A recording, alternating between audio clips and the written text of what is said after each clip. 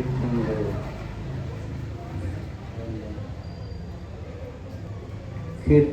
27వ అధ్యాయం. కీర్తనల గ్రంథం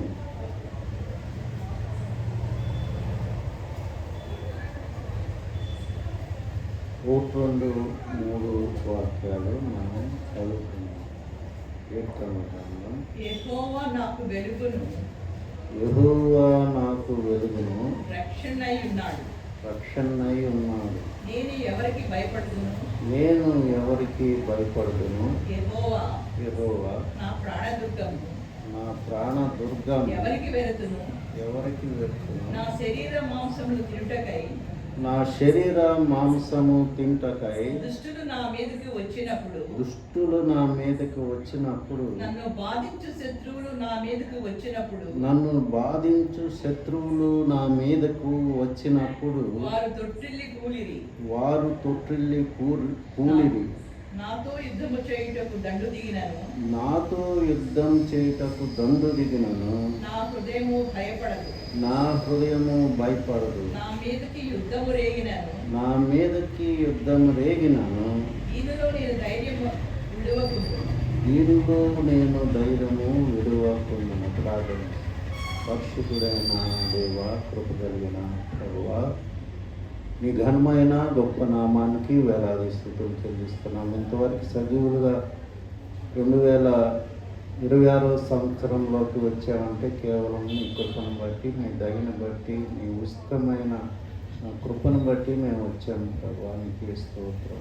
మా ప్రభా, ఎందుకు మాకు నీ యొక్క ఇంకా మా జీవితాన్ని కొనసాగిస్తున్నావు మేము గ్రహించి ప్రభా నీకు ఉపయోగపడేటట్లు, నీ సేవలో నమ్మకంగా ఉండేటట్లు సహాయం దయచేయండి.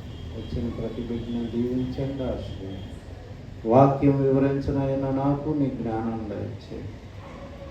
నీకే మహిమ ఘనత స్తుతులు చెల్లిస్తూ యేసుక్రీస్తు నామములో ప్రార్థిస్తున్నాం తండ్రి.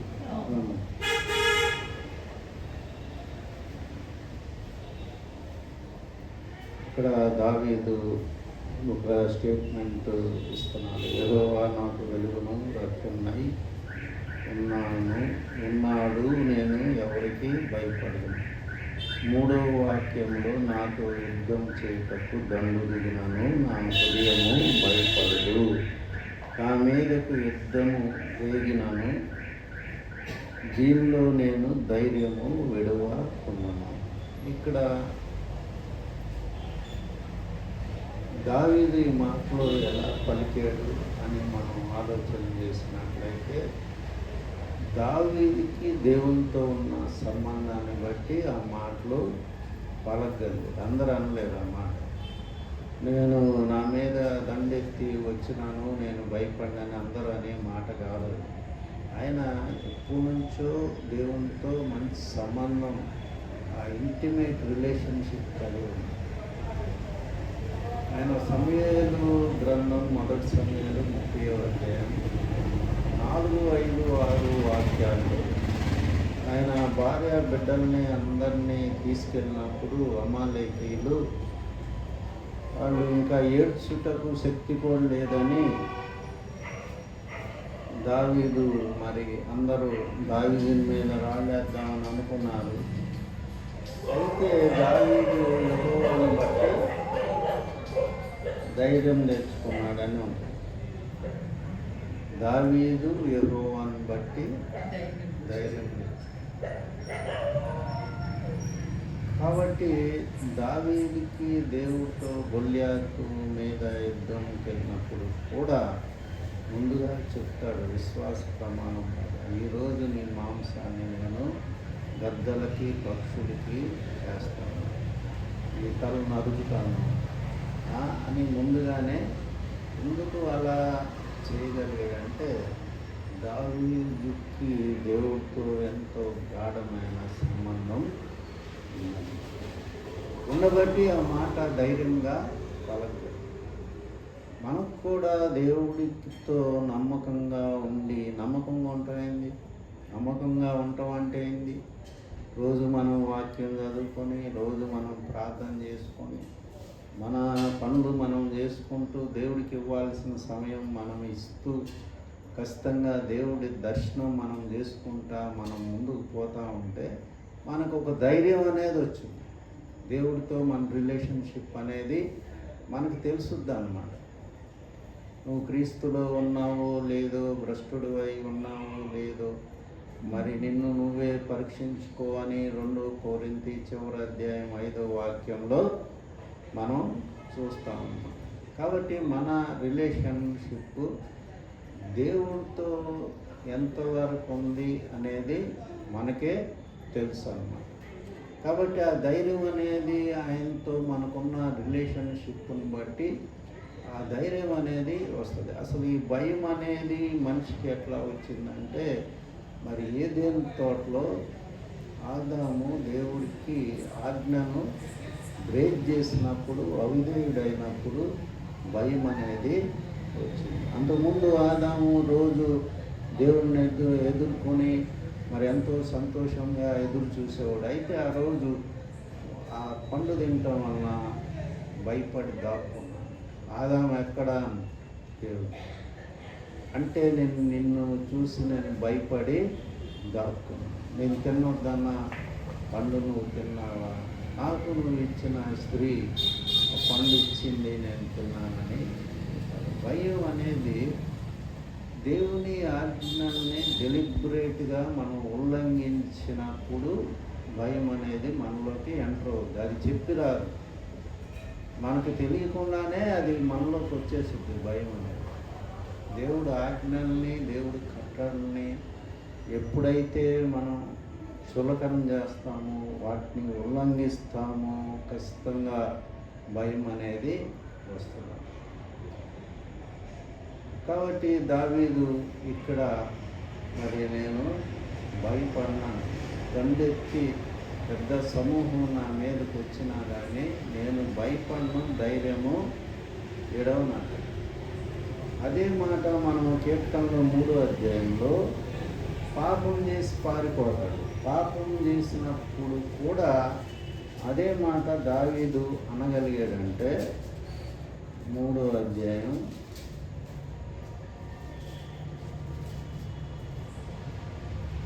ఇక్కడ 3వ అధ్యాయం పైన అబ్షాలోము తన కుమారుని ఎదుటి నుండి పారిపోయినప్పుడు దావీదు రచించిన కీర్తన. అంటే అర్థమైంది, అప్పుడు పాపం చేయబట్టి ఎన్ని జరిగినాయి. దావీదు జీవితంలో కుమారుడు కూడా దండెత్తాడు. మరి ఒక ఇశ్రాయేలులో ఒక మేజర్ గ్రూప్ని కుమారుడు తన వైపు తిప్పుకొని దావీదు మీదకి వచ్చినప్పుడు దావీదు కుమారుడితో యుద్ధం చేయలేక పారిపోయాడని ఉంది. ఆ సమయంలో కూడా ఏమంటున్నాడు ఇక్కడ 6వ వాక్యంలో, 10,000 మంది దండెత్తి నా మీదకి వచ్చి మోకరించినాను. 10,000 మంది దండెత్తి నా మీదకి వచ్చి మోకరించినాను, నేను భయపడ. అప్పటికే 51వ కీర్తన రాశాడు దేవుడు. పాప క్షమాపణ జరిగిపోయింది. నన్ను క్షమించు ప్రభువా, మరి నన్ను శుద్ధినిగా చేయి, సోప్తో కడుగు, నాలో నుంచి శుద్ధ హృదయం దయచేయను, నాకు పరిశుద్ధాత్మను తీసేయొద్దు అని దేవుణ్ణి బతిమాలుకున్నాడు. బతిమాలుకుని నమ్మాడు. ఏమి నమ్మాడు దావీదు? దేవుని క్షమించాడు నా పాపాలు. మనమైతే బహుశా అంత విశ్వాసంలో ఉండలేదు. కారణం ఏంటంటే అంత ఘోర పాపం, ఒక హత్య, మరి చాలామంది చనిపోయారు.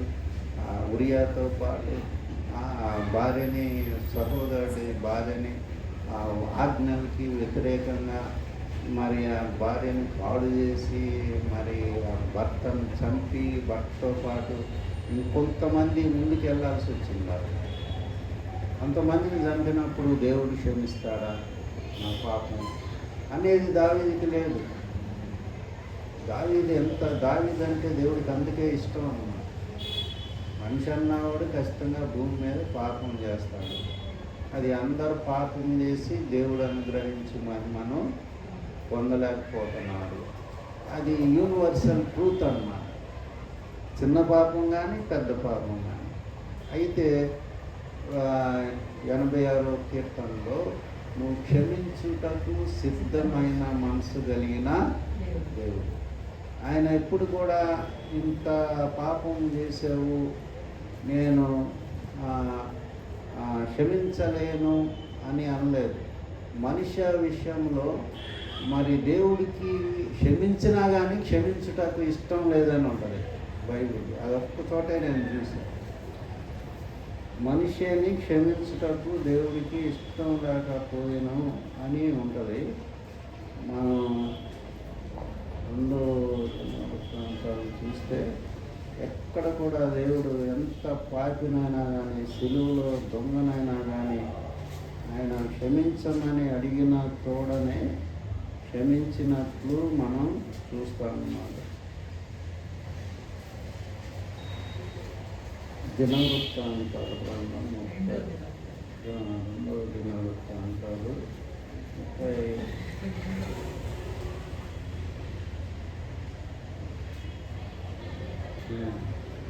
2 రాజులు 24వ అధ్యాయం 4వ వాక్యం. 2 రాజులు 24వ అధ్యాయము 4వ వాక్యం.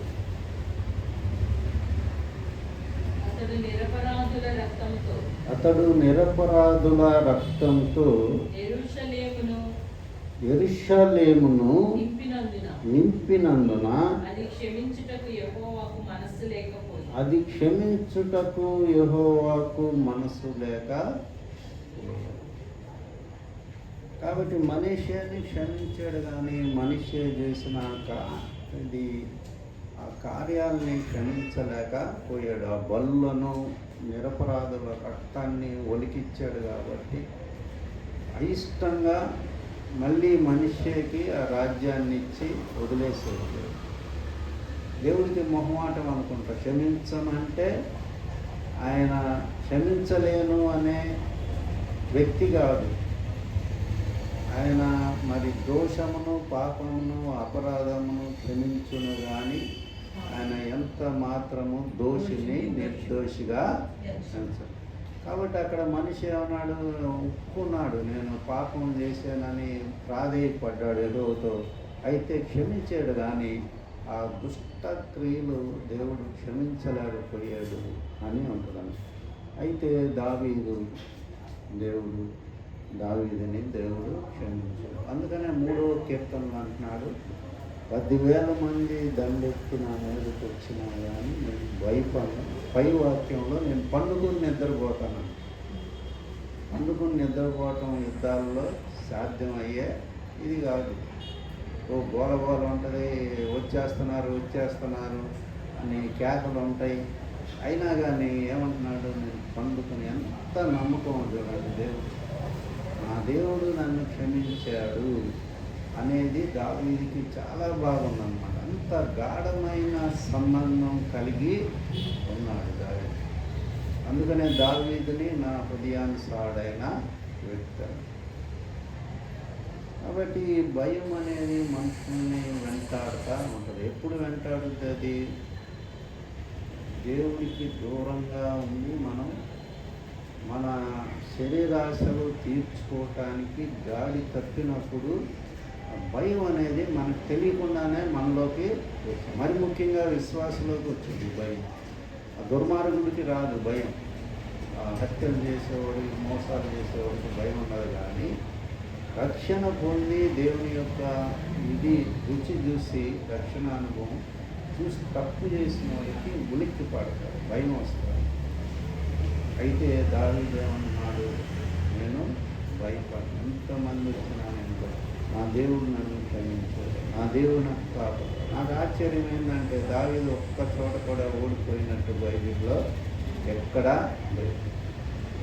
ఓడిపోయినట్లు లేకపోతే యుద్ధానికి భయపడి ఆగిపోయినట్లు ఎక్కడ బైబిల్లో లేదు. కాబట్టి 10,000 మంది దండెత్తి నా మీదకు వచ్చినాను, నేను అదే మాట మనం ఎబ్రీలకు రాసిన పత్రిక 13వ అధ్యాయంలో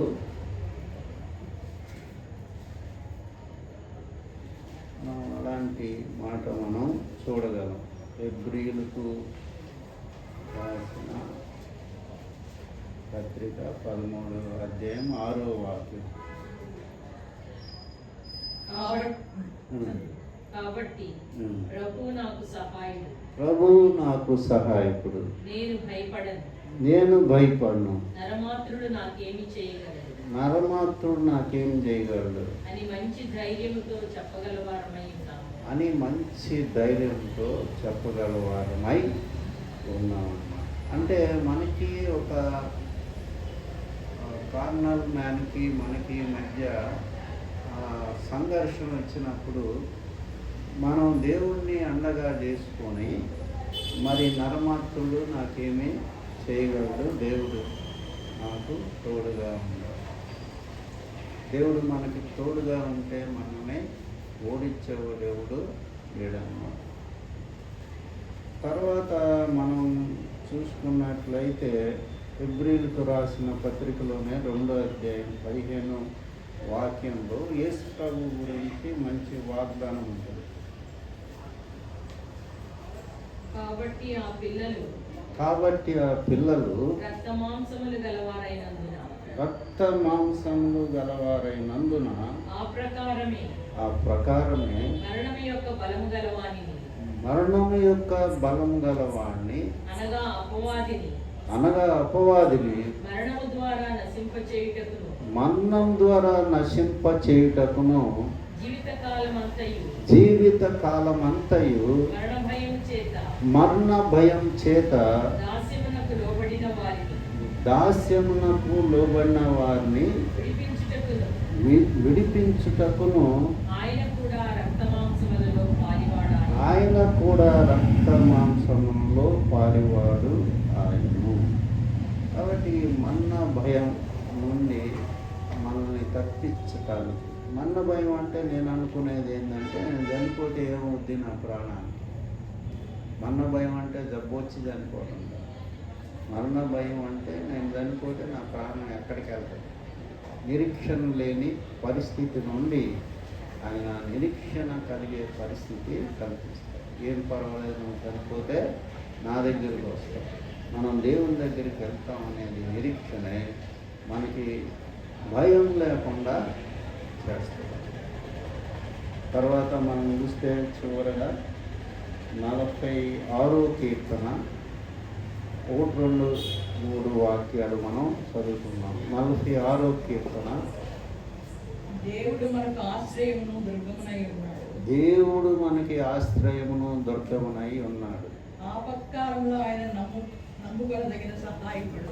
ఆపత్కాలంలో ఆయన నమ్ముకొనదగిన సహాయకుడు. కావున భూమి మార్పు నొందినను నడి సముద్రములో పర్వతములు మునిగినను వాటి జలములు ఘోషించుచు నురుగు కట్టినను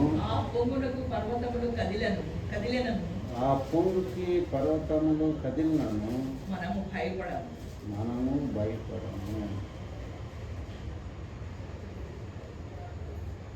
కాబట్టి దేవునితో మనం ఇంటిమేట్ రిలేషన్షిప్ ఉంటే ఎలాంటి పరిస్థితులైనా కానీ, మరి ఇక్కడ భూమి మార్పు నొందినను నడి సముద్రములో పర్వతములు మునిగినను వాటి జలములు ఘోషించుచు నురుగు కట్టినను ఆ పొంగుకు పర్వతములు కదిలినను మనము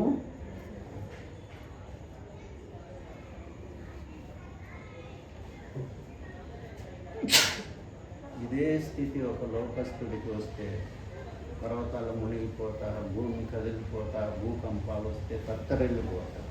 అయితే దేవుని నమ్ముకున్న విశ్వాసి ఏమాత్రం వదలక ఉంటాడు. 125వ కీర్తన 1వ వాక్యంలో 125వ కీర్తన 1వ వాక్యం.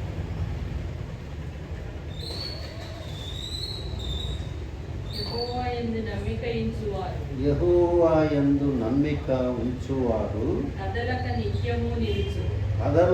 నిత్యము నిలుచు సియోను కొండవలే ఉంటుంది. తొట్టిల్లరన్నమాట. ఏ పరిస్థితుల్లో కూడా తొట్టిల్లరు. మరి ఒక కీర్తనలోనే ఉంటుంది, మరి ఒక దుర్వార్తకు జరిగాడు.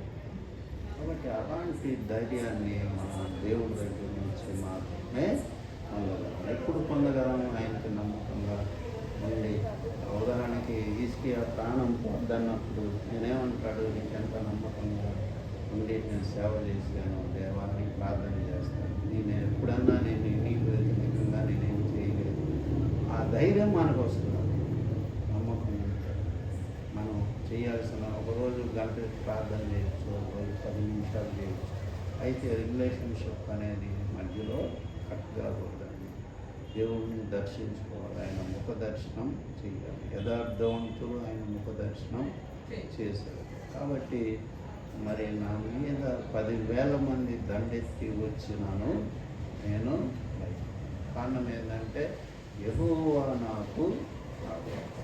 కాబట్టి అలాంటి విశ్వాసం ఉంటే దేవుడు ఆ విశ్వాసాన్ని ఆశీర్వదిస్తాడు. నాకేం జరగదు అని విశ్వాసం ఉంటే అది ఎప్పుడు ఆ విశ్వాసం వచ్చుద్దంటే దేవునితో మనం నమ్మకంగా రిలేషన్షిప్ మెయింటైన్ చేసినప్పుడు ధైర్యం అనేది మనకి వస్తుంది. ఎలాంటి పరిస్థితుల్లో కూడా మనం తొట్టిల్లము. ప్రార్థన